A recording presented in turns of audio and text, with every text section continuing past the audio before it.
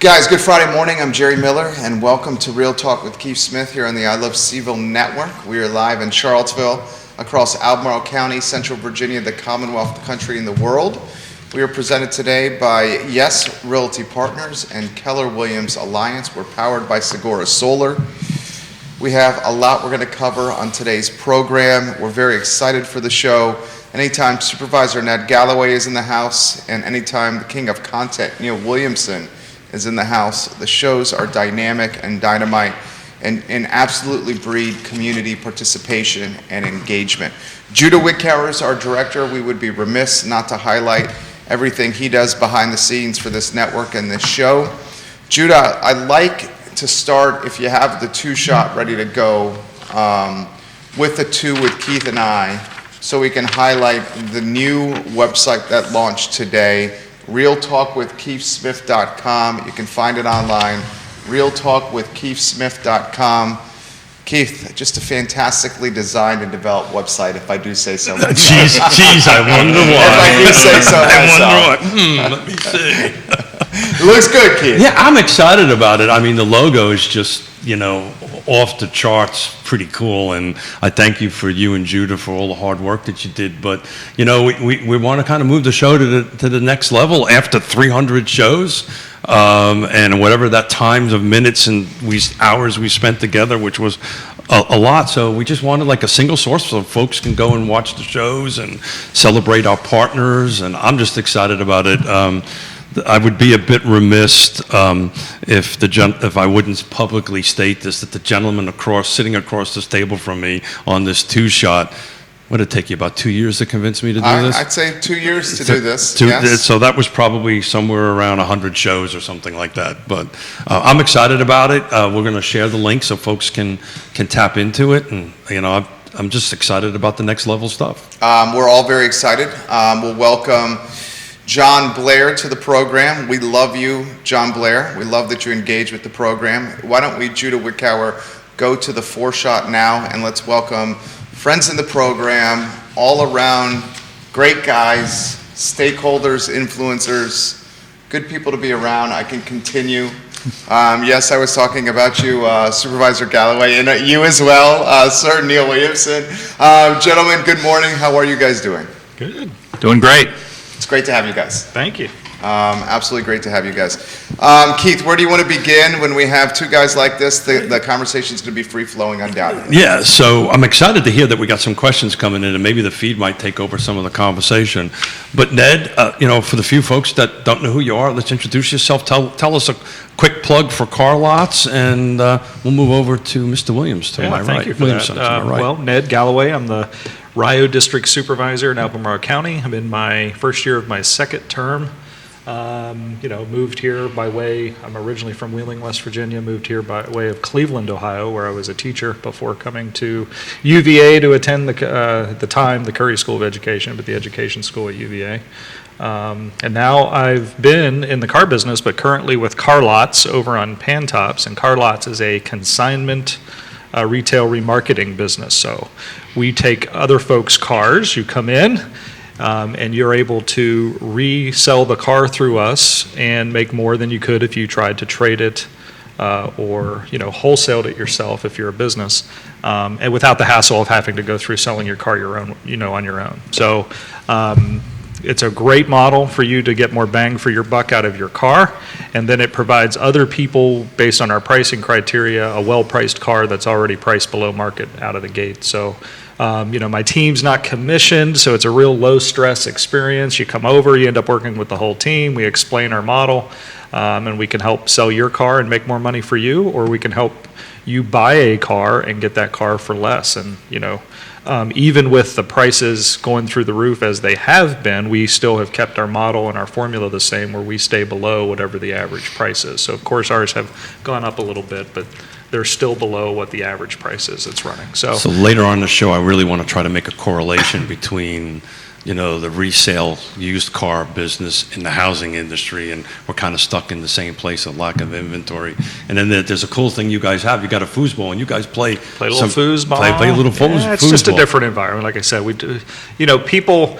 I read again somewhere else where somebody said it was some website or something where people despise the process of buying a car, and really at the end of the day, CarLotz is trying to change that. Where we just come in, we explain our model, we're upfront and transparent. It's all fee-based, so we explain to you what those are, and then it either works for you or it doesn't. And if you find something that we can help you with, we're going to help you do it. And if not, we're like, well, thanks for visiting, and hope you enjoyed meeting the people. So come see us on CarLotz.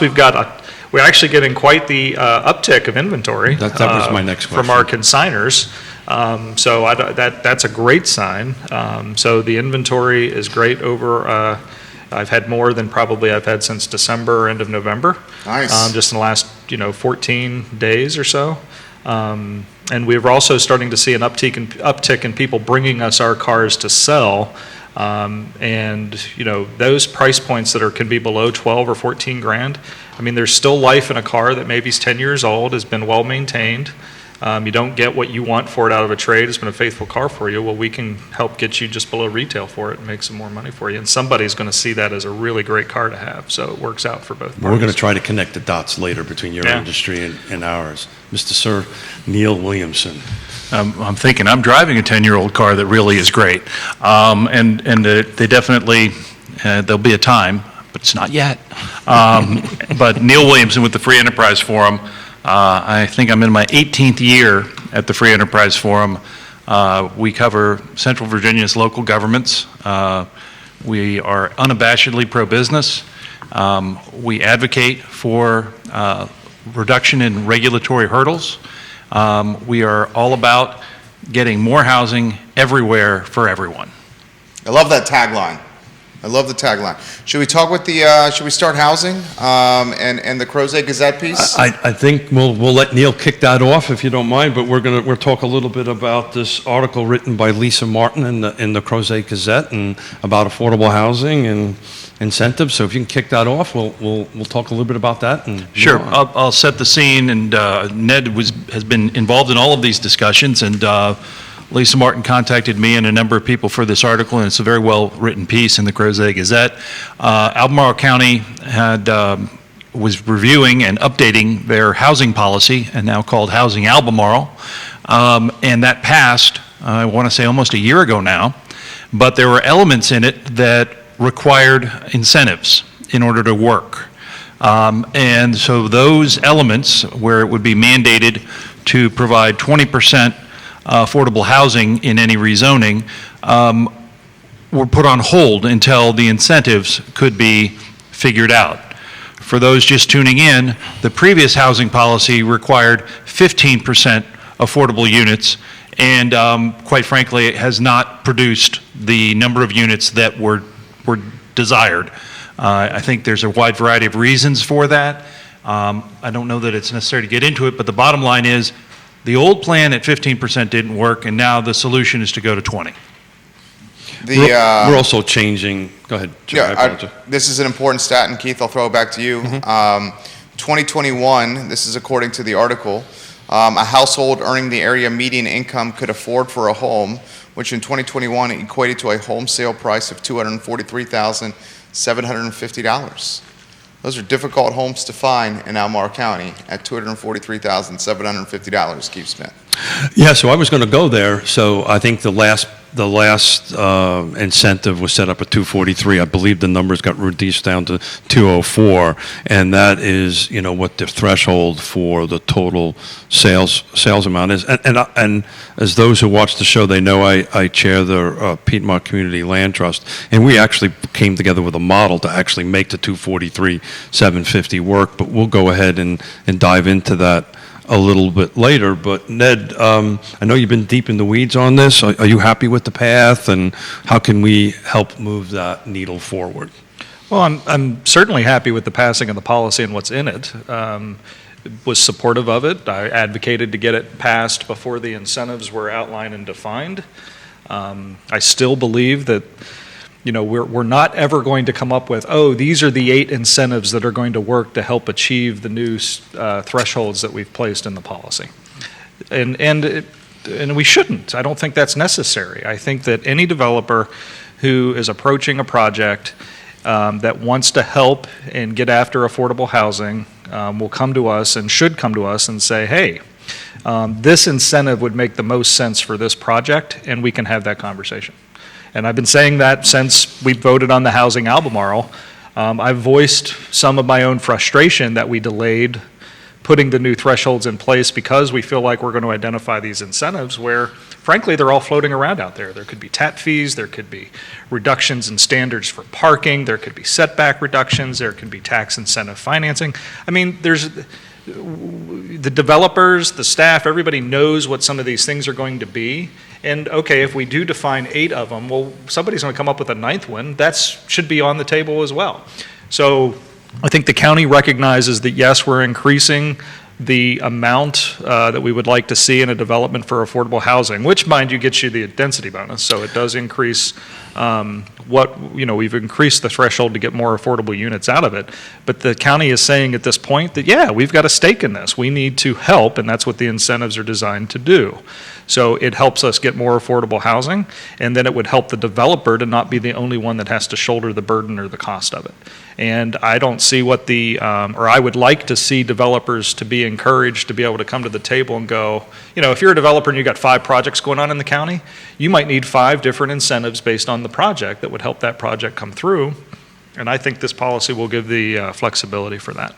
And then if we can get this incentive conversation behind us, then we can start talking about the trust fund, which is what I'm eager to get to that conversation. What does that look like? How is it governed? What's the structure of it?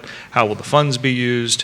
What can the funds do for us once they're locked up in the trust fund versus if they're just sitting in a housing reserve, which is where that money's at now. So yeah, I'm happy with the path that's going on, and I think that we're having a lot of good conversations that weren't happening 2 years ago or 3 years ago or 4 years ago, and I think time will tell if we're right or we're wrong, right? But doing what we have been doing isn't getting us there, so we have to try something different. And I think housing Albemarle is going to definitely be that different thing that we need to go after and go after vigorously. Well, I think that the density piece, the additional density with the affordable housing is a net positive for and a new change in the policy. I continue to have concerns when mandates are placed at any level for the affordable housing affordability for 20%. If you're doing a project, that means you look at it on the whole scale, so that if you are doing 20% affordable housing, the other 80% is going to pay for it. Now, you got to know that the density bonus helps that because now you have more units to carry it across. But it is still a matter of creating the affordable housing reduces the affordable housing, and absent deed restrictions that keep it affordable, it becomes a lottery winner, which is what we've had for the last 15 years. If you're able to get into one of these affordable units, if you're a single Albemarle County teacher, you could qualify. If you are 2 Albemarle teachers who happen to be married, you wouldn't qualify. But that single teacher gets the affordable unit and then gains all of the equity gain that happens the minute she moves in.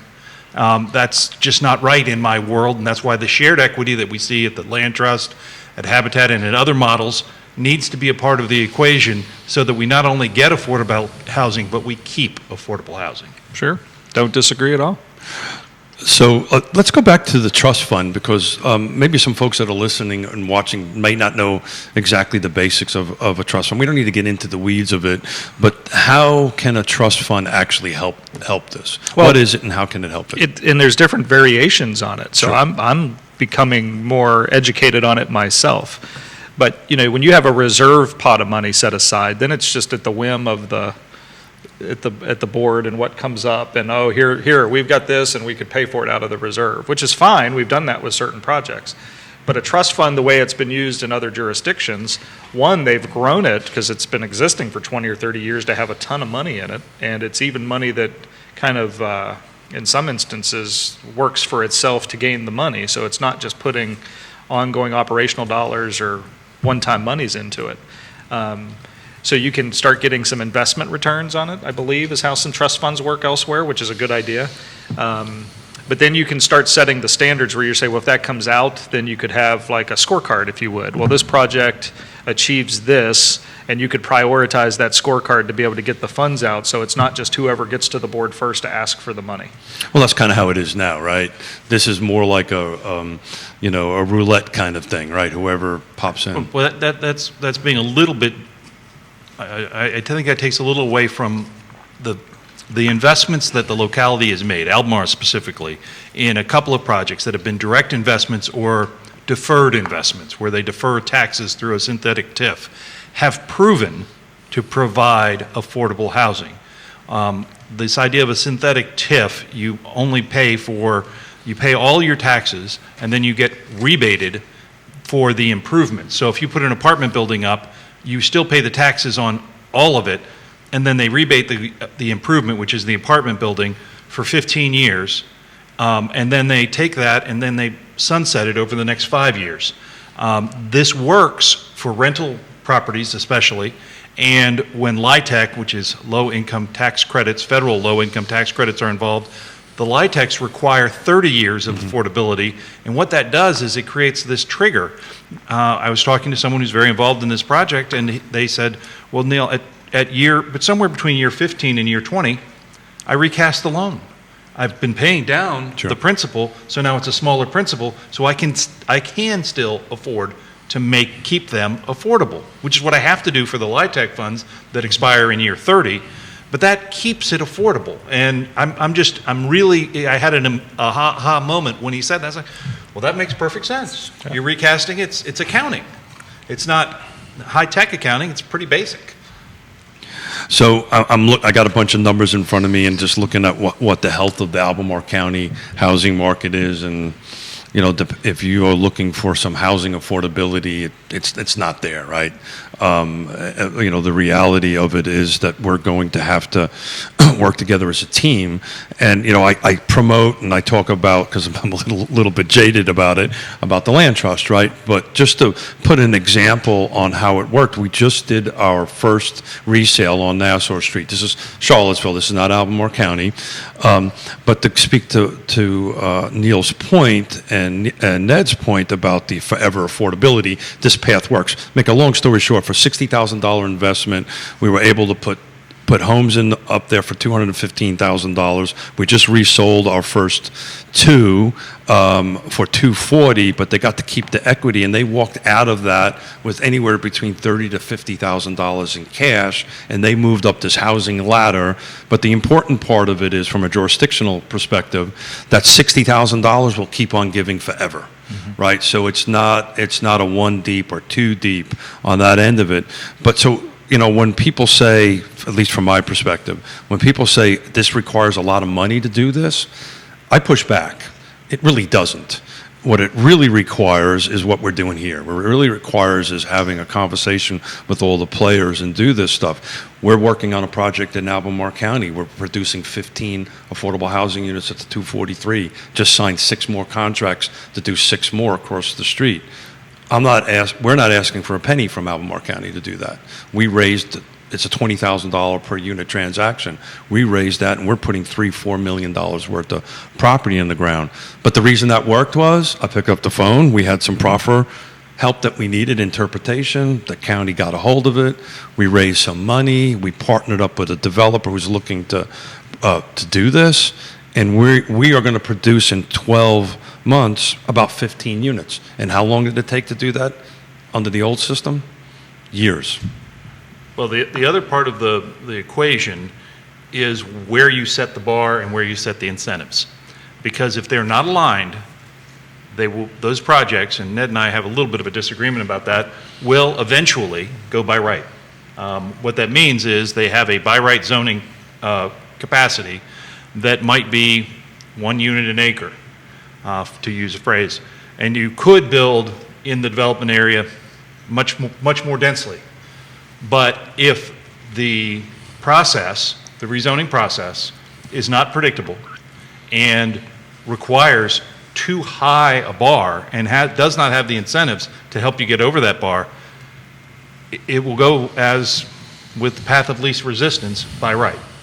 Well, I mean, that's why I'm afraid of cookie cutter incentives, right? Because if you look at it and it has to be one of these 8 things and that doesn't fit your project, then it's like, oh, well, that's going to be too much trouble. But if it's a project by project discussion about how does this work for where I'm developing, and this incentive seems to make the most sense, and how can we talk that through, I think that's then the county helping get that project through that works for both parties. Right, but it eliminates the predictability, and it creates ambiguity for the investor.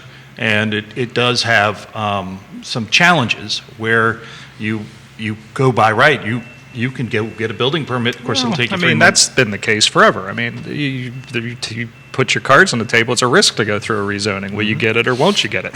That's not going to change. We can do expedited reviews. We can try to maybe speed up the process to get people to that point so that at least the decision's being made. But, the board is always going to scrutinize traffic and schools and aesthetics and all of the things that we do in zonings. And the incentive program in Housing Albemarle is not designed to do that. And I don't think anybody that would be sitting in one of those 6 supervisor seats would ever say, yeah, I'm not going to be worried about those things when development comes in. So that's always going to be a risk. But, at least the county, I think, or at least in my opinion, the county should be saying, let's have a conversation about, you always talk about how the affordable units gets pushed on to the other 80%, the cost of it. The incentive's designed to stop that, still make it pencil for the developer, not raise the cost for other people and get affordable folks in there. So that's a worthwhile conversation. But the policy as written would make that an administrative approval and get the Board of Supervisors out of having those conversations about traffic and the rest. That's the way it's written right now. The overlay, you mean? The overlay, yes. Yeah, I don't think the overlay is, based on what I heard at when the conversation came up, I don't know how that's going to fly. That's why I asked for the case studies. Give me case studies of Rio Point, I think it was RST, and then the Breezy Hill. And those are 3 that, didn't get a lot of attention. But they, having case studies on those 3 will tell us, all right, if an overlay existed as the way you defined it, this at least gives the board a real example of here's how this would have played out. The board should and needs to know that. And then we'll see how the conversation goes once I read what those case studies are. Right, and so if that overlay doesn't happen, because that was the other incentive that it was included, was that there would not be a legislative review, which would take a lot of hubbub out of the process. If that doesn't exist, I think the incentive package is less attractive. So I don't want to get into weeds on this end of it, but I think why it's on my left hand, I agree with Ned. I think, putting the incentives on the back end potentially could work better per project. On the right hand, I'm not so sure that doesn't cross the proffer line, right? And if you leave it on a per project basis and it becomes a negotiations between the developer, and we don't have this clearly delineated and written, and you correct me if I'm wrong, Neil, and if we leave it on that, it could be perceived as a proffer, and under the current law, statewide, the county can't negotiate. Am I wrong? Cool. I think so. The incentive program, the way I see it going, is that proffers will remain proffers, and that has to come from it. So your entrance is to a development. We're going to proffer redoing the entrance to meet VDOT standards. Or maybe proffer money to the schools or proffer land sites or anything for that. I see this as a completely separate entity because you're going into basically a private-public partnership. Oh. And based on the private-public partnership, then you can set up performance standards and do it through that avenue, and it doesn't have to go through the proffer. And so that actually occurs. Let me jump in for a second, Neil. I just wanted to make sure, I may have misheard you. I thought we were discounting incentives altogether and then just handling on a per project basis. I think incentives are key Okay, to getting after our misheard policy. you. I just don't know if the overlay, I think what Neil is saying is the overlay just allowed you a straight shot to the goal line. Whereas now you don't have to go through, those are too many units and you need to get those down, or the height's too high, or whatever that standard is. that'll still come to the board. It wasn't going to go to the board if you did the overlay. Just like form-based code and Route 29. So that means you got to rewrite all the zoning ordinances for that, like the city. So if you have incentives, though, as a separate conversation, and the overlay doesn't exist, now it's the normal rezoning process. But as you're considering doing it, you're open to be able to discuss with the county, hey, this is our project, this is what we're thinking about doing, and we really think this incentive would make sense. Now, to protect the county's money if you were to provide the incentive, so let's say we're going to put $500,000 towards your project. There has to be something that protects those funds. Sure. That's what the performance agreements are about. And we do this all the time in economic development projects. Mm-hmm. And sometimes that includes residential and mixed use and all of that. So it's the same type of process, but now it could just be specific to housing, and I don't think our heads are really wrapped around that yet. We don't think of it that way. If you go back 5, 8 years now, this is what Habitat did. They did a performance agreement that was agreed to by the Board of Supervisors 4 weeks before their rezoning came through. And one did not mean that they had to vote yes on the rezoning. But that was a case-by-case basis, and it's a public-private partnership that Albemarle has $1.2 million in or something of that level, plus staffing Plus. time. And so if you're going to do that for every residential rezoning, and remember, the residential rezoning is visualizing the comprehensive plan that was community vetted. So these are applicants that come forward, take what the county said they wanted, put down how much it's going to cost to do that, they do the pro forma, and they come up creative ways to deliver that product in those numbers, and then hear the community come back and say they don't like X, Y, or Z about what the community vetted comprehensive plan says. So And that's the part you're never going, Overlay would get rid of it. an overlay would get rid of it, but I don't see how, based on those type of concerns and the viewpoints of folks that would be sitting in the 6 supervisor seats, I think that's a hard hurdle to cross. I think I had said the overlay, you could probably define specific areas within the development zone, just like we did with the form-based code in Route 29. So that small area plan, that form-based code is going to work in a very similar fashion, where you can just come through, and if you meet that, you go right on through it, right? So if you did that with maybe an affordable housing overlay in defined areas, I think that could help us get the density where we would like it or say we should have it. But then maybe alleviates some other areas that supervisors would be squeamish about it happening in. So it could be, we'll have to see how the conversation goes to have it play out. But I think these case studies are really going to be eye-opening for the supervisors. They will be. So, including myself. So there's a little bit of business that Neil and I need to do, and I need you to witness this. This is in reference to a bet and a mustache. Oh, Lord. And He's going to shave it. I If he loses the bet, not today.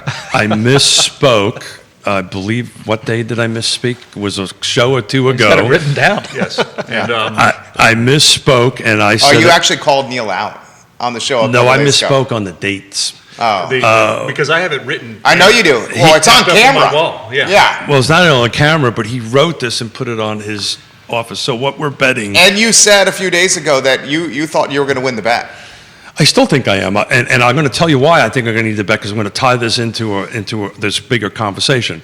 But Neil and I were texting, I think this morning or last night, I can't remember which one. So I said, I'm going to sign a document live in front of everybody on the date. So Neil wrote it out. So if Neil rips that off, and I will sign it, and then we're going to get Ned to witness it. I love Neil Williamson so much. So would you please witness this? So, and then I will allow Neil to read the Do we need a notary? I think we trust each other. Okay. No notary. You want to read, Mr. Witness, would you prefer to read the bet and tell us what it is and then sign it? Will you read us into closed session? The bet.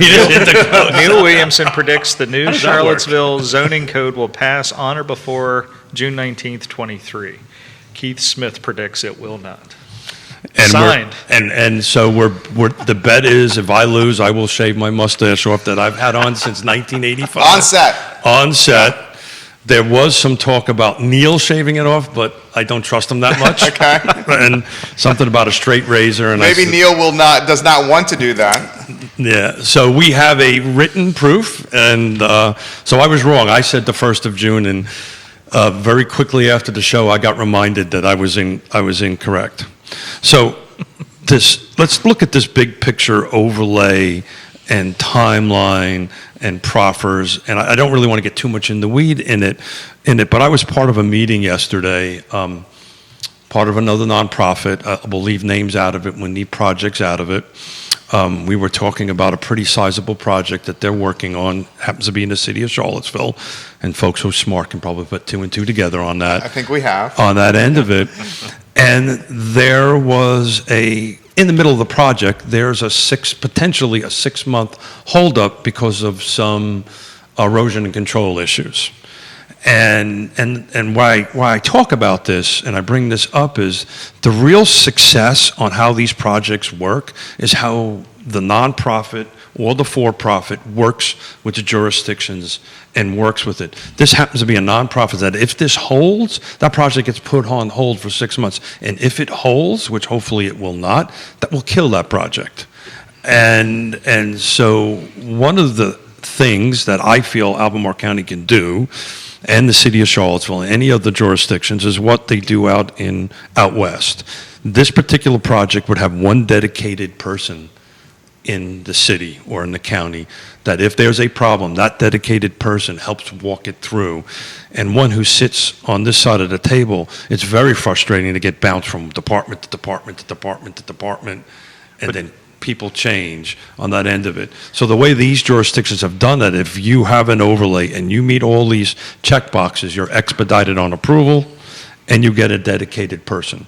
That may be difficult to do right now because of staffing, but it's something that my head blew up when I heard that if this doesn't get worked out, and it will, we'll figure out a way to get it worked out, this particular project may not happen.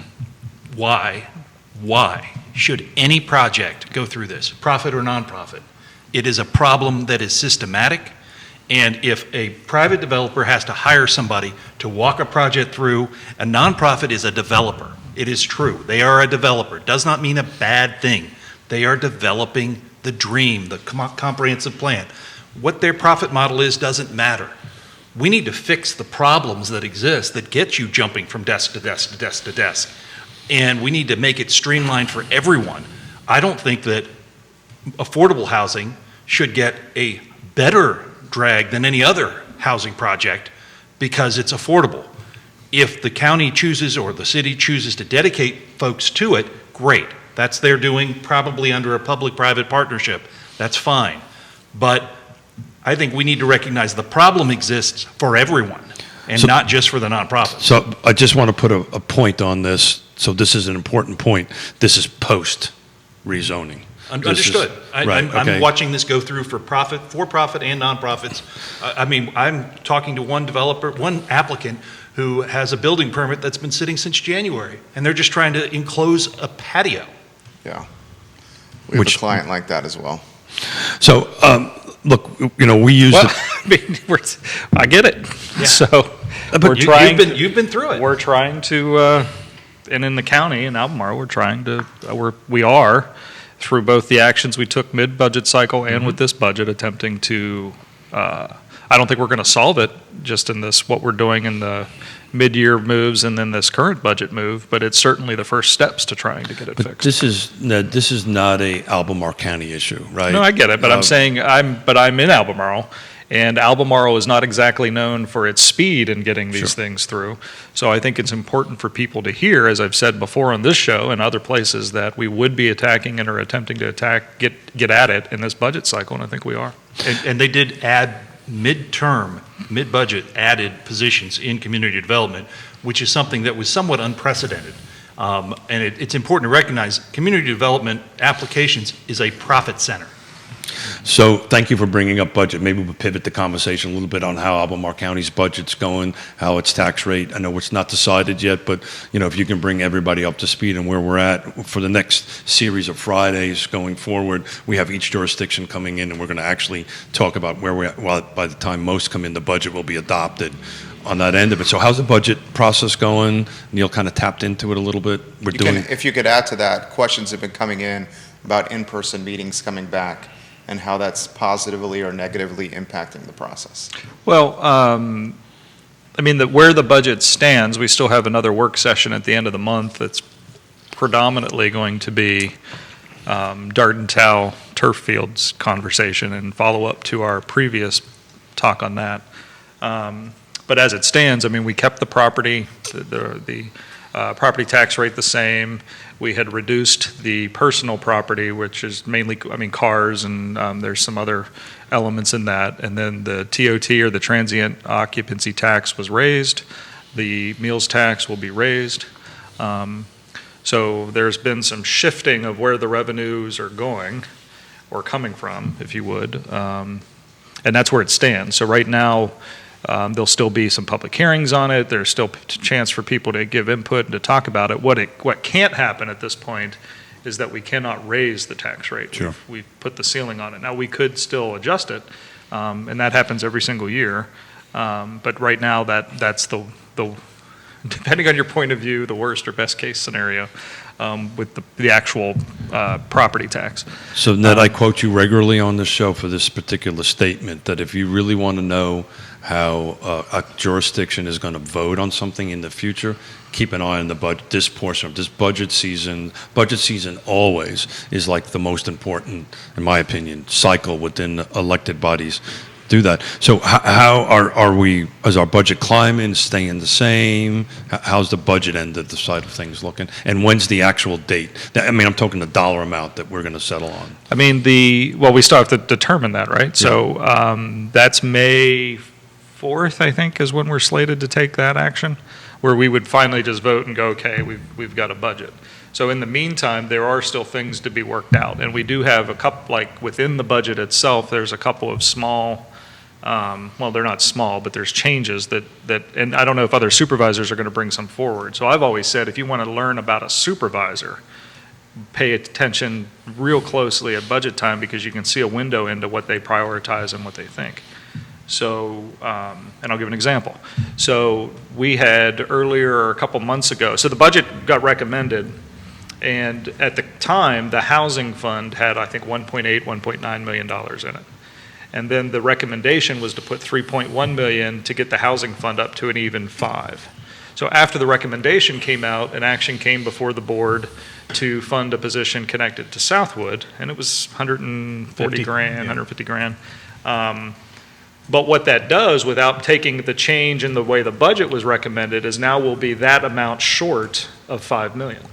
So a few budget work sessions ago, it was important to me to get to that $5 million mark for the housing fund. And I don't want it to be 4.85. And that'll be the same amount of money that you would switch over to a trust fund, right? Is that the thinking Well, on the board would have to decide to do that. Of course, the board would have to I do that. think we should do that. Yeah. For the sake of this discussion, that's how that'll get That's how funded. I would hope it would Yeah, play sure, out. sure. So and then I believe we should keep it level.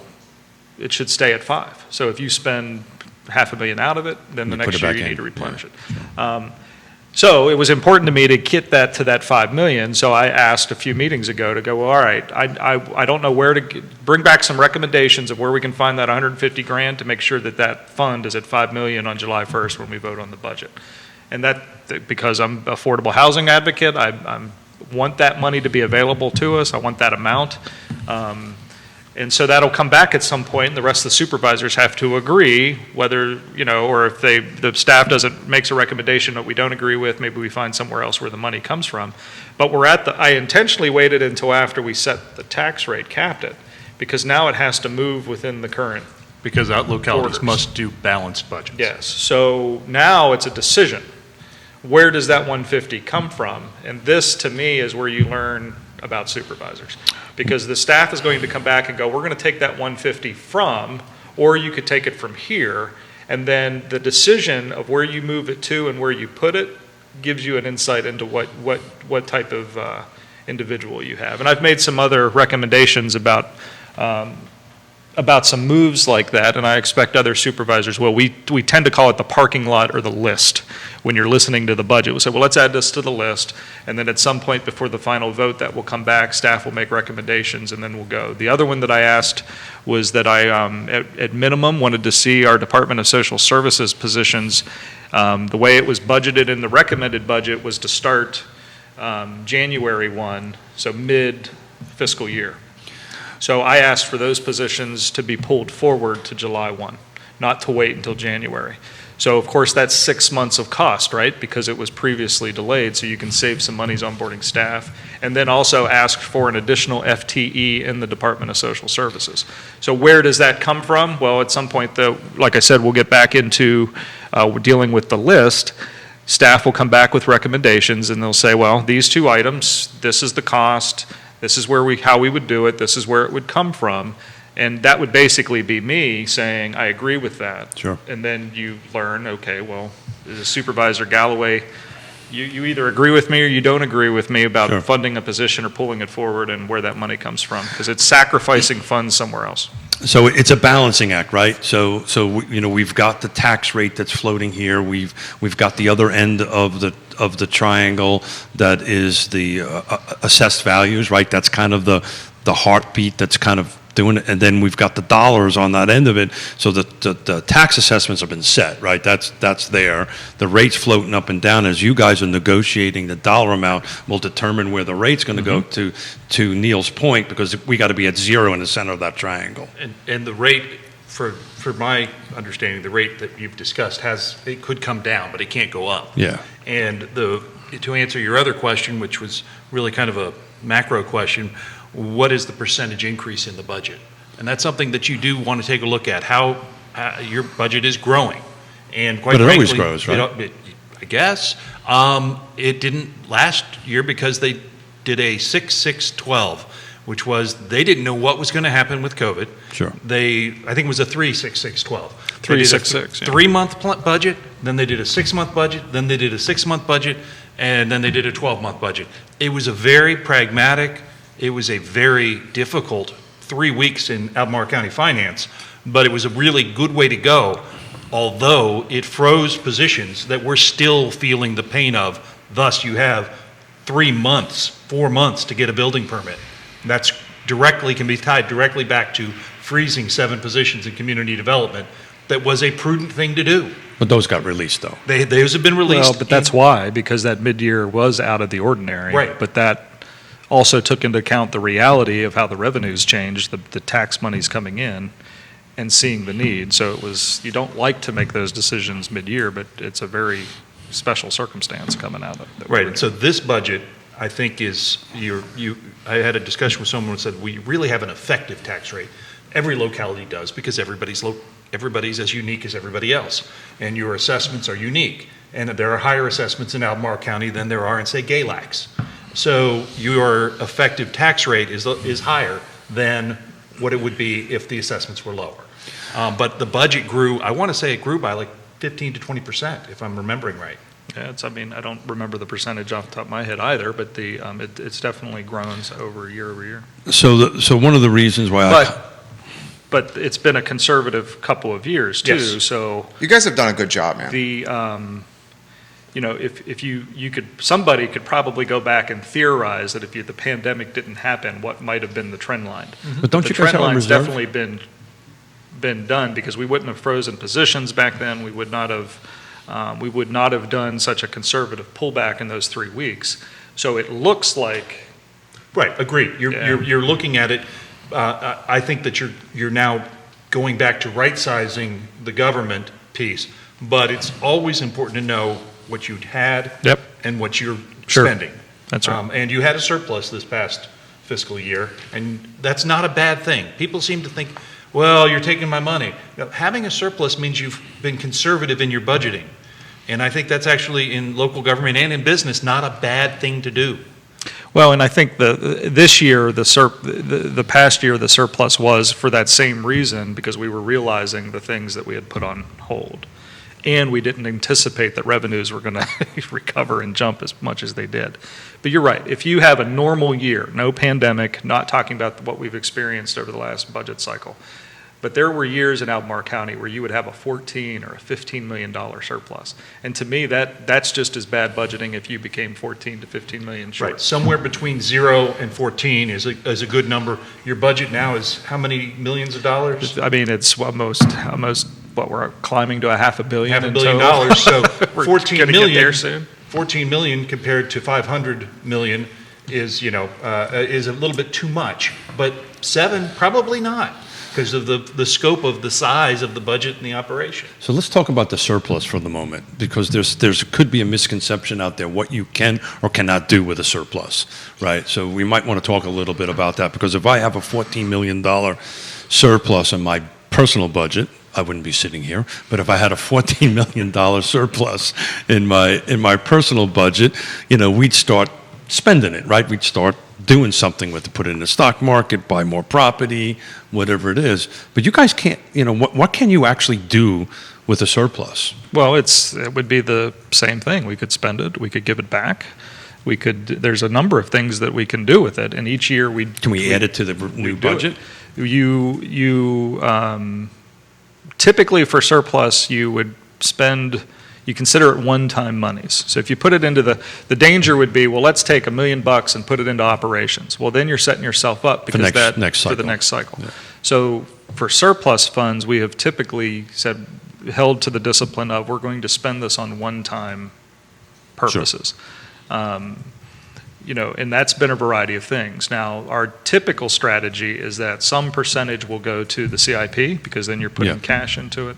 And then what are some one-time things that may have been neglected or would benefit from putting those pieces? That's how the housing funds come to be, by the way. That's how we're getting to and of a course, $5 that's what I million was housing. thinking. Right, but it's important. The CIP is the capital improvement plan, which is put forth by the county every year, and it lists a number of projects, not all that are funded, that the county wants to do in a priority order. Mm-hmm.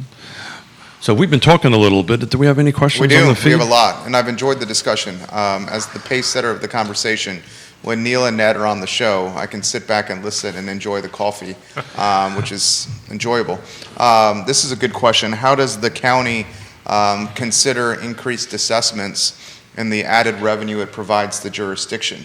Does it consider I'll add to this from Jennifer, who watches the show routinely. She lives in Crozet. I'll add to this. Does the county look at that revenue mid-cycle, mid-year? The city of Charlottesville, with its budget, didn't really want to consider the assessment revenue until kind of like the bottom of the 9th inning. And then it realized it had a significant surplus on its hands. So how do you guys consider the assessments and the increases that come with that? Yeah, so the county does track it. I mean, you get a quarterly financial report, and the quarterly report always goes, all right, what did you anticipate in that quarter, and what actually happened, and then the team will analyze that. And different quarters, based on when you actually collect taxes, have different expectations. So if tax bills are due, whatever quarter that's in, that's going to be different than a quarter where it's not. So that gets looked at. And that's how we arrived at the mid-cycle changes that we made last year, because we watched that. And we were like, wow, revenues are way beyond what we were predicting. And in combination with the steps we took to hold monies back, not knowing how the pandemic was going to go, so you had a double. Like even let's say property values didn't increase, we still would have had additional monies reserved because the county took the approach, we're not going to anticipate receiving any help from the state or the federal government. And let's plan that we can handle this without getting that. So when those dollars released and started to come in, now you've got money that you've pocketed away that you need to reprogram. So the combination of property values continuing to go, the economic recovery continuing to go, revenues going beyond the prediction created a scenario in which we went, wow, what do we do? Now, I guess we could have waited until now, but we made decisions to do some raises. We made to get our staff right.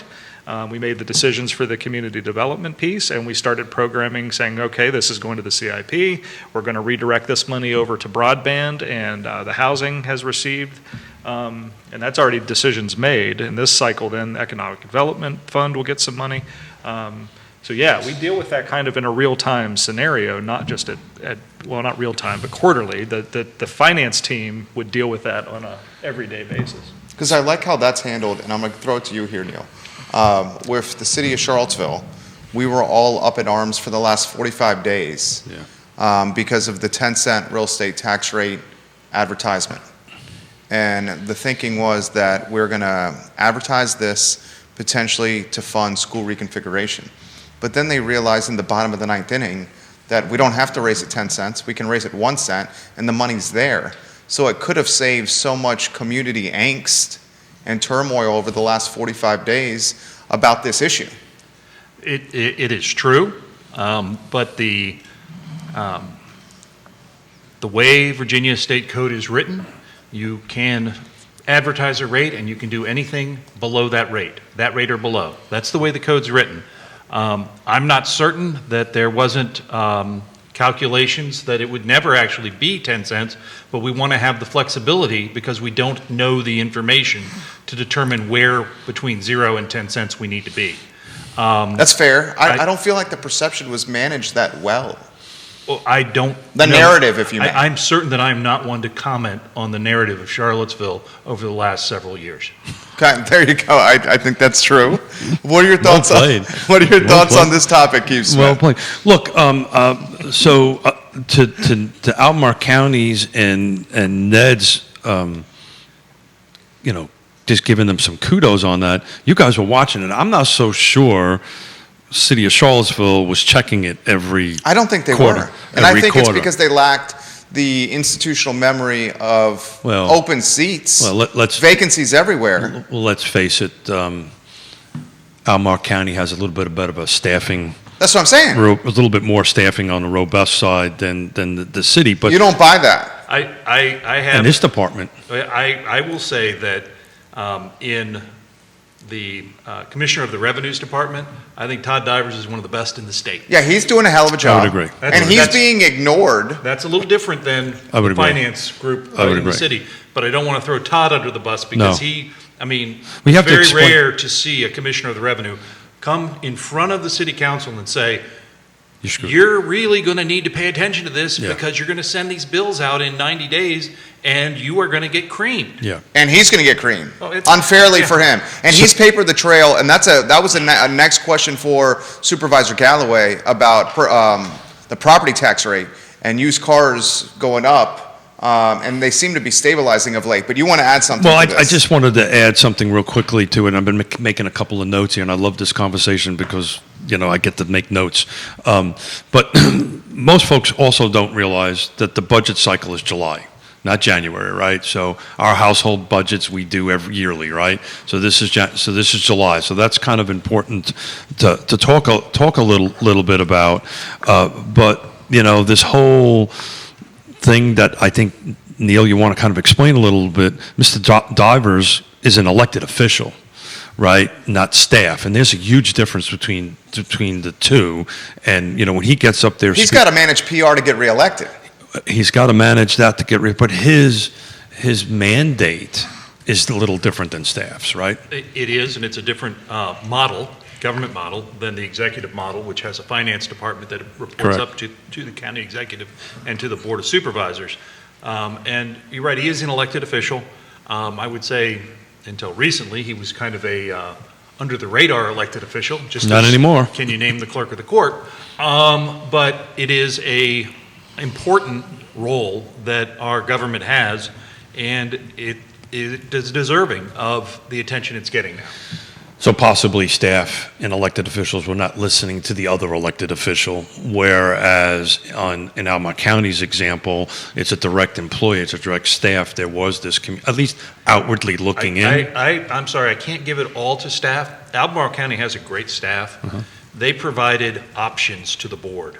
The Board of Supervisors made tough decisions going into COVID. I was in the meeting. I was one of 3 people in that meeting besides staff and board members. They made very difficult decisions that they knew were going to hurt. And they were recommended by staff, and good on staff, but the board had to make those decisions.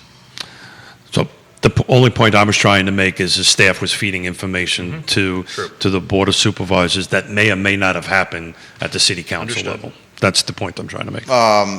Mike Wells is giving Supervisor Gallaway some props here. Michael Wells says, county employees love Ned and his common sense approach to things.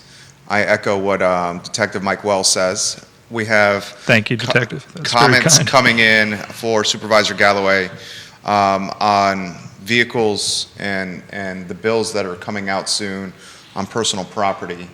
We've tried to highlight on the show that they're going to come in much higher than I think a lot of people realize. So that's where we've made an adjustment. So it's 86 cents, I believe, That's per right. $100 that we've reduced. So we've recognized that this is the Pain point. used vehicles values especially are going way up. So when I asked, You know this well. when I asked what the cost, so when you put it out there, it's interesting. You say, well, here's where the property tax rate is, here's where the transient occupant tax, here's meals tax, here's personal property. So you say all those things and you see these rates, but then you say, well, what does it cost to do that? That's exactly So at one of the budget cycles, I said, well, we're reducing it by 86 cents per $100, the used car value in the category that's under. What did that cost? $12 million that cost to do that change. So how did we make up for it? Well, we're going to make up for it because we did raise the transient occupant tax, we did raise Meals the meals, tax. and we're recognizing that keeping the property tax there, we're getting more value because the value's gone up, so there's more revenue coming in there. But what do you do, or what's the philosophy behind that? Well, we're trying to take the burden, and we chose that area to bring down the used car, recognizing what's going on that, and that impacts businesses as well, not just folks that own cars. For sure. And then transfers who's paying that. So the philosophy behind raising the transient occupant tax and the meals tax is you're getting some revenue from folks that come here, don't live here, but they use our infrastructure. We capture some more from them and take it off the folks that do live here. And that was the county's approach this year, which obviously the board has been supportive of making that change to the real personal property tax. And apparently that has not been looked at or adjusted in like 20 plus years or something. Never when I was here. It just stays there, and this is a unique scenario, right? You're in the business, right? But the thing is that what it costs is what you're describing it as a cost is what is the impact if you kept it the same versus reducing it. That's what it cost. Because of the increase in the value in the product, if you compared it to last year. Oh, yeah. How much money are you getting compared to last year? So it's not the cost It's of not actually. the direct cost, Yeah. it's the revenue Yeah. decline. And a fair point, but when looking at that budget right now, Right. if we didn't offset it somewhere else, there's $12 million that we'd have to be saying, what is that not, what can we not use that for? Right, but what can you not do? Because you could, of course, look on the spending side. Right. And you know, if we had left that alone and did the other changes, then that's an additional $12 million that would be at our disposal right now. So, you know, I think it's one of those tax rate changes that we're going to do, but it's not, I think people will see it when they get the value, when that all goes into place, and they'll be like, okay, there's a change there. But it's not one that's like your home property tax is one that most folks watch. So, I mean, you guys are going to have to revisit this next year or the year after, because I'm pretty sure used cars are not going to stay this inflated. Well, and we've said that. They're starting to drop now. It'll have to be Right? something that we'll look at. But I mean, the fact is that it has over the last Well, couple but of years. chips aren't so- getting any better. So, right, until the chips are resolved. I mean, the guy's an expert. Isn't the used car market starting to stabilize a little bit? I'll just say this, is that 2 weeks ago, we had a gentleman who bought a car in May of 2020 for $13,900, and he sold it for $16,500. How in the hell does that happen in used car. in used cars? Yeah. I mean, the day of a car rolling off, of a brand new car and dropping. And when I say he sold it, he did not do it through the consignment model. He was using wholesale numbers. So if he got a wholesale number from 13.9 to 16.3 or 16.2, and that's increase is he bought it retail for 13.9, sold it wholesale for 16.2. So had he consigned it and sold it for retail, he would have probably seen another $1,500 to $2,000 in lift. That's crazy. It's crazy. It's crazy times. I respect what you guys are doing with Albemarle. I live in Albemarle, but I work in Charlottesville, and I'm feeling the pain point of the real estate tax rate increase in Charlottesville. Sure. And I'm also feeling the pain point of personal property tax rate staying the same. They're not going to drop it. It's going to stay the In same. the city of Charlottesville. City of Charlottesville. They said they are not going to drop it. They're going to keep it the same. They're going to also raise the meals tax. Assessments went up 11.69% on average across the city. So every pain point went up in the city of Charlottesville. Albemarle County is showing some, either some empathy or perhaps a little bit more clarity in managing a budget. Well, I think they managed the budget better and ended up with this surplus. I'm not so sure the city of Charlottesville's got a surplus. They have a surplus. They haven't had a year without a surplus in 10 years. It's not 14 million, as I recall, but it is a surplus. Their budget, let me see if I can find it online. The city's budget for fiscal year 2023, 12.46 increase. That's an astronomical increase. 216 million. I think the way that as somebody that sits there and has to decide what's the tax rate going to be, pre-pandemic, during, whatever. When I have folks that, it's not that they're attacking me, but when you go out and sometimes you talk to people one-on-one and they're like, oh, you're the guy who raises my taxes. What do you need all that money for? And I tell them, I said, well, in my opinion, here's why I need that money. And then that is why I say that watch the supervisors vote on the budget, because, if somebody says, well, there's different philosophies. Some people think we spend too much on things. Others think we don't spend enough on things. And how do you go about, deciding if your elected official is doing what you want them to do? Well, you have to look at our strategic plan. You have to look at how we staff the county to provide the services that people expect, and then that's where it can change. Some want, more staff in certain areas than others. Some, everybody has different needs and wants. So the 6 supervisors have to decide. We have to provide a certain amount of service, a certain amount of facilities, and based on where we're trying to get as a county, what do we think we need revenue-wise to do that? And then that's how you decide your budget. So you have to be willing to say, you're right, if I'm going to keep the property tax rate where it is, even though your values have gone up, that's bringing in more dollars than I had before, and I have to be able to say why those additional dollars are important to this board, and then explain that. Right. And then I do that. And to be fair, I'm just going to spitball. I'm pretty sure you weren't here in Charlottesville in 1981, were you, Jerry? I was not. Okay. I think you knew that. I was not. That was the last time they had a tax rate increase, was 1981. So it's been a long time. And the city of Charlottesville, the citizens have elected members of council that represent their goals, and their goals cost money. And it is not, in a budget cycle, it often feels like one line item versus another. Well, when you have everything as a priority, nothing's a priority. Well, in budget cycles, you have to make priorities. And so when you have strong folks in the school side that need schools infrastructure to be improved, and you have strong folks on the affordable housing side that want to see housing trust funds be funded, those monies have to come from somewhere. And that's what we elect representatives to do. So, everybody thinks land use and everybody thinks rezonings is probably the most stressful thing that an elected official has to go through. It's really the budget season because it's prolonged. When did you start the budget season this year? November of last year? You start getting updates and planning and things like that, but the county executive makes that recommendation in mid-February, and then you're off. So conceivably, this is a 6-month process?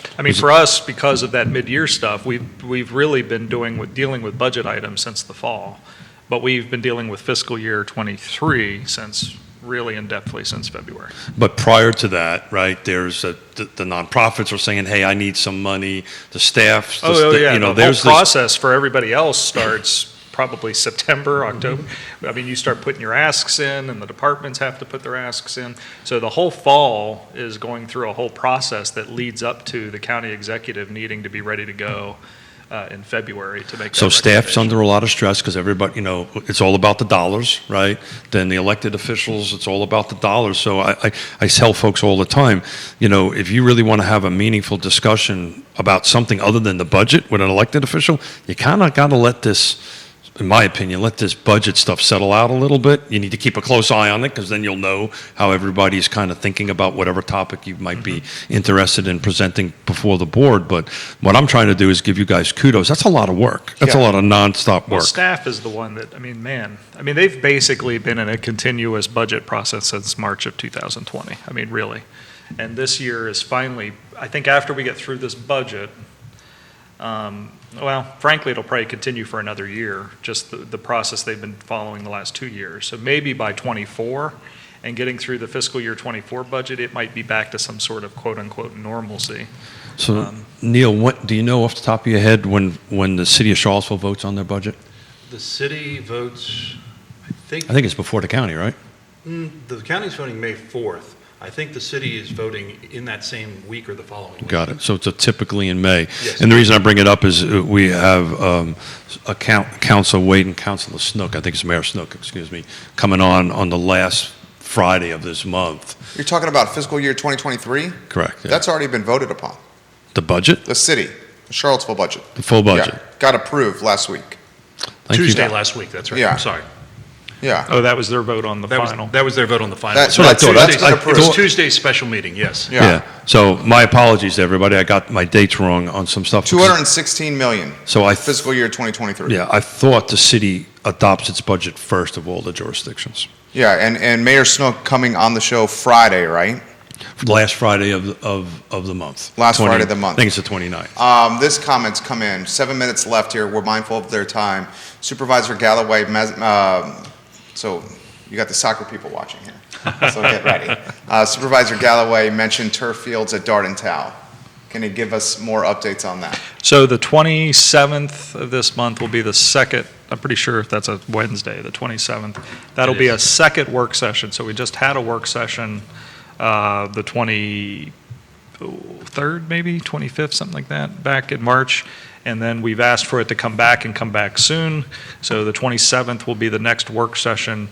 And basically, that work session will be around all of the questions or additional information items that we requested at the first meeting, and get some traction. Because currently, the project, so it was a funded project in the past, but during the timing worked as such that when the pandemic hit, CIP projects other than maintenance got put on hold. And that was one of them. But now we're in a situation where there have been some renewed conversations about whether it should be grass or turf. So the previous decision was to put turf fields in at Darden Town and, move that project forward through the CIP. And now that is in December of 2019, some procurement questions came up about the folks being used to move forward with that project, which then also opened the door to the grass versus turf debate, and now we have new supervisors involved, et cetera. So the whole thing is being kind of rehashed, if you would. And that's what you would have heard a lot of at the last meeting, and we'll hear more of on the 27th. And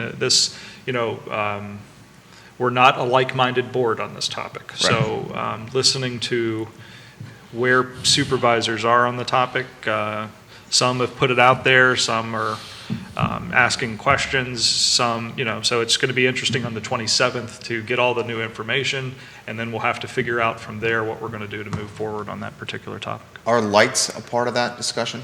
Turf and lights, yep. Yeah, that's big time right there.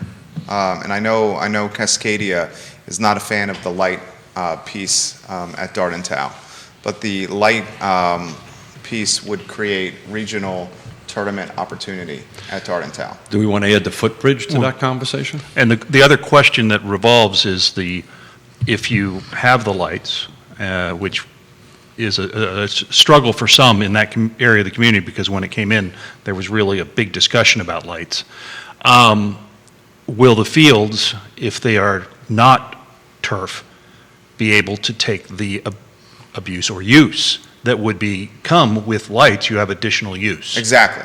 That's why with lights, if lights are approved, turfs would be a must. I don't know the answer to that, but I think that's one of the questions that's being asked. But as sports fans, we know that.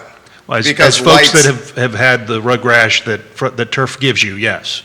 He's basically saying if there's lights, there's more playability, and with more playability, the grass would be abused and beaten up and potentially worn down, where turf would be more durable and would allow for potentially the regional tournaments. That's what he's saying right there. You have something to add over there. Well, I just wanted to see if we wanted to add the footbridge into that conversation, because that may or may not increase participation in that area. Well, I mean, the trailhead, I mean, there's a trailhead at Darden Tow, Sure. but that bridge is much further down the river. And that'll go through, a smart scale application and have some combined investment in it from the county and the city. So that got voted on at the MPO a few weeks ago, and the location got decided. So now they'll go forward and do a feasibility study, et cetera. So I think, the Darden Tow project is I get that we've got folks that are talking about the increased economic development activity and the ability to bring in others. My outlook on it is we have a facility that we're providing to the community that does not meet the needs of the community. And You're saying Darden Tow? Darden Tow. Yeah. Those fields are terrible condition. Yeah. And My kid plays there. so it needs to be, and I've said all this at the meeting, so folks can go back and re-listen to the March, I think it was March 23rd meeting, and you can hear where all the supervisors, what questions they asked, et cetera. But the simple fact is that's that's the only facility that is not a school facility that the county provides, and those fields are in terrible condition, and what are we going to do about it? And that's basically down to a nutshell what this conversation's about. But if it's better fields, better conditions, I mean, of course, the lighting is, the concern about that is light pollution, right? And there's ways around that downward facing The light. lights are so novel and innovative these days. They're not creating that glow effect of previous lights. Yeah, light pollution is minimal. But what I was trying to get at, talk about incremental income. Right now, you can start having tournaments there, right? Bringing in some meals tax, hotel taxes, so forth and so on. Yeah, I don't discount the advantages of that. Sports tourism. But forget that for a minute. We need to provide a better facility that meets the local demand for those fields, and we're not doing that right now. So those things are, like, to me, icing on the cake, in my opinion. Sure. But even if none of that happened, we still have a responsibility to do better at that. So when Well said. When Pleasant Grove and Fluvanna County has better fields than Albemarle County, And the same can be said for our, we have turf fields at the high schools for the main field, but when you think of the other fields that are in the inventory, anyone who's tried to get a field obtain a field for soccer or anyone else will tell you that it is a very challenging thing to do, to schedule all of these teams that are, the fabric of the community.